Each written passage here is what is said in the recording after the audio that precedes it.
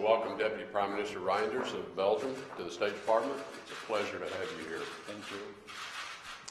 I do want to make a comment on yesterday's events in New York City. Of course, we extend our condolences to the families and loved ones of all the victims. This has turned out to have been an international event in terms of the victims themselves.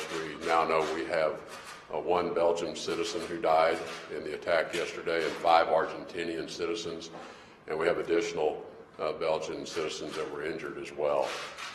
We really stand in complete solidarity with Belgium, Argentina, and all other countries against these acts of terrorism. Once again, we've seen the evil face of terror in our own borders, but this is a face that knows no borders, and certainly Belgium, Europe, and other countries have had to deal with this evil that confronts us from time to time. We welcome and appreciate the strong coalition of all partners in this fight against terrorism globally, and we will continue that fight until we can eliminate this threat to all American citizens and our friends and allies around the world as well. So, again, thank you, Deputy Prime Minister. Appreciate you coming to see us. Thank you very much for such a welcome.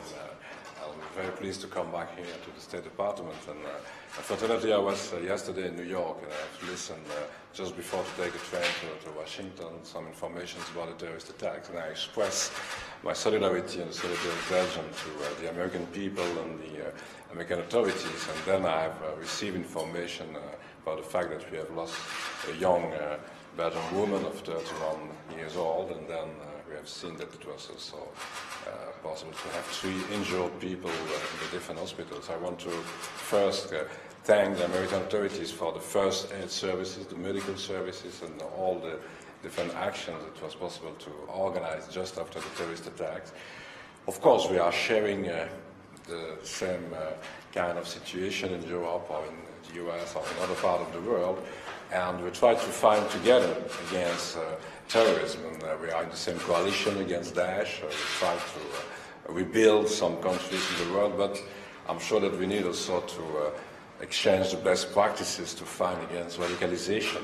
Homegrown terrorism, homegrown violent extremism is a real fact. We've seen that in London, in Berlin, in Paris, in Nice, and also in Belgium, and now again in the US. So I'm very pleased to listen from you about the condolence for the families, because I have had some people on the phone since yesterday, and I want to assure you that we will continue to work together and to fight together against terror. It's a global challenge, and it's very important to stay together in such a very dramatic situation. Thank you. Thank you. Thank you. Thank you very much. Mr. Secretary, should the U.S. suspend the diversity visa lottery? I believe that's all part of the legislation that's being considered.